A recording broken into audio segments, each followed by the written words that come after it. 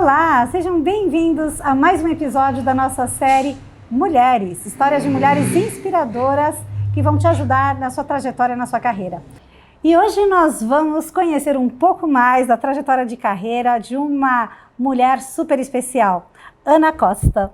Seja muito bem-vinda à nossa série Mulheres. Queria que você começasse contando um pouquinho da tua trajetória, como é que você foi parar na área de recursos humanos? Bom, primeiro, obrigada aí pela oportunidade, muito bom estar aqui compartilhando. Eu sou psicóloga e desde que eu fiz psicologia, meu objetivo era trabalhar em organização, na área de desenvolvimento. E depois da faculdade eu acabei fazendo vários cursos relacionados mais à gestão mesmo, a negócio. Como é que a gente pode trazer a gestão de recursos humanos, a gestão de pessoas com um impacto importante no negócio. Para isso eu tive que fazer quase que uma imersão em como se faz a gestão de negócio, para que eu pudesse então fazer o melhor alinhamento aí. Depois fiz o meu mestrado, eu adoro estudar comportamento humano, né? Então, faço às vezes um laboratório na empresa, eu tenho uma consultoria, né? Então, assim, as pessoas sempre perguntam como é que você consegue se dividir. Se a gente faz o que gosta, a gente sempre consegue se dividir, né? Então, eu trabalho na Hershey, como diretora Latam, eu tenho uma empresa de consultoria, né? E eu sou avó, que essa é a parte mais gostosa da minha vida. Aí, bom, vamos lá. Não, gente, essa é uma mágica, né? Conta pra gente, porque uma coisa é estudar, outra coisa é fazer mestrado, né? Conta um pouquinho mais como é que veio essa paixão, não só por recursos humanos, mas também pelos estudos. Eu gosto de gente, né? E gosto muito de estudar gente dentro do mundo corporativo. É onde a gente passa a maior parte do tempo, né? E é onde emerge toda a essência nossa, tanto na parte positiva como na parte negativa. Então, eu sempre gostei bastante de estudar o comportamento humano. E aí surgiu a ideia de fazer mestrado. E eu falei, vou fazer o teste, aquele teste para ver como é que eu tô, enfim.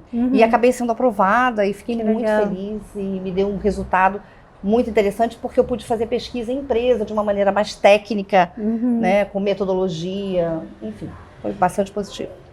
E você é reconhecida por ter atuado em empresas, fazendo muitas mudanças nessas organizações, né? Que tipo de mudanças foram essas? Eu sou bastante inquieta, né? Eu digo que a única coisa que eu não mudo na minha vida é o marido, né? Mas assim, empresa, casa, eu adoro mudar. Então, eu comecei, foi na época que uma empresa de telecom comprou 5 outras empresas que eram concorrentes nessa ocasião. E, de repente, a gente se viu numa sala enorme com executivos vindo de empresas diferentes, que há um mês atrás eles eram competidores e estavam na mesma sala. E nós tínhamos como objetivo, enquanto profissionais de recursos humanos, fazer com que essas pessoas estivessem alinhadas em um outro propósito, que não tinha nada a ver com a história deles nas respectivas empresas. Esse foi o processo de mudança mais encantador que eu fiz. Que legal. O primeiro, né, aprendi bastante, né, cometi alguns erros, claro, enfim, mas foi um tremendo aprendizado. E de lá para cá é o que eu gosto de fazer, né, é o que eu tenho feito. Todas as empresas que eu trabalho, eu vou muito mais por um processo de mudança, por um resultado de engajamento que a empresa busca. Mas assim, o que eu vejo que essa mudança, ela acontece porque você tem uma posição muito clara, você se posiciona como uma pessoa de recursos humanos. E eu lembro que você comentou que você escreveu um artigo falando sobre o RH que tira pedido. Onde está a diferença da atuação de recursos humanos nesse sentido? Então, porque a história de RH recente é assim, tem que estar alinhado ao negócio, o tempo inteiro. E aí a gente começou, eu acho que os profissionais de RH, nós começamos a cometer alguns erros, deixando de ser gestores e executivos de gente para ser financeiro, marqueteiro. E eu acho que esse não é o objetivo, né? O mais importante é como a gente se posiciona. Então, não basta eu fazer parte de um board e estar à mesa com todos os outros diretores. Se eu sou apenas um diretor, uma diretora que tira pedido. Então o cara fala, olha, eu quero isso, e eu fico anotando. Eu preciso estar nessa reunião preparado, e aí é importante que entenda e conheça negócio, mas você tem que estar preparado para influenciar, para contestar quando é necessário, para se posicionar, para agregar valor, para dar feedback. Ou seja, você tem que se posicionar.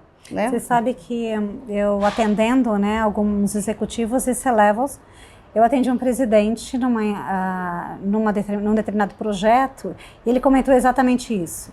Ele falava assim, Tânia, tinha uma hora no meio da reunião que eu não sabia diferenciar quem dali era o RH e quem era finanças. Porque acho que a preocupação daquele RH era tão forte em ter que cortar custos, ou tem que entender do negócio, que ele esqueceu a parte de pessoas, né? Exatamente. Como é que a gente faz para não esquecer e levantar essa bandeira de pessoas, né? Porque se o RH não levantar, quem vai? Exatamente. Né? Talvez o seu cliente fique bravo comigo, mas eu vou dizer uma coisa. A empresa tem o RH que o presidente merece. Tá? Porque um presidente, ele precisa deixar claro a expectativa dele, né? E incentivar isso e dar suporte. Porque às vezes é muito fácil você dizer assim, eu quero um RH, mas na hora que o RH está ali se posicionando, incomoda, né? Então até que ponto você quer verdadeiramente? E eu acho que o nosso papel é garantir que a gente tenha um bom nível na liderança. O que faz a gente perder talento hoje? O que faz, e quando a gente fala perder talento, não é a pessoa que sai, não. É a pessoa que às vezes está na empresa, tem um tremendo talento e ela não usa tudo. Por quê? Porque ela não está sob uma boa liderança.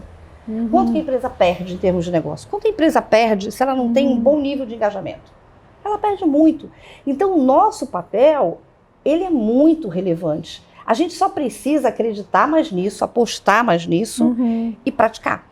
Agora, você fala que o engajamento é um diferencial, né? E eu queria misturar um pouquinho a questão das suas experiências de engajamento nessas várias empresas que você trabalhou, que foram empresas que foram premiadas, né, do ponto de vista de gestão e principalmente de gestão de pessoas, mas tem o fato de você ser mulher.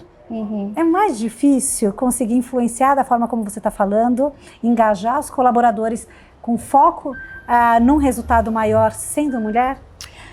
Assim, a mulher, embora a gente fale o tempo todo que já temos um espaço, né? Não é bem assim, né? E eu digo que eu sou a diversidade do Marcel, né? Por duas razões. Eu sou mulher e sou avó. Então você imagina uma executiva sendo mulher e avó, as perspectivas, elas não são as mais interessantes, não é verdade? Então, eu acho que o primeiro ponto é você ter confiança naquilo que você faz, no resultado que você traz. Eu acho que esse é o mais importante. Segundo, respeitar as diferenças, tá? E deixar de se sentir constrangido ou com melindres por qualquer razão. Né? A gente tem que aprender a lidar com uma sociedade que ela tem uma série de preconceitos. Se esses preconceitos forem te afetar sempre, então eu acho que a questão é essa, tem que saber lidar com isso, né?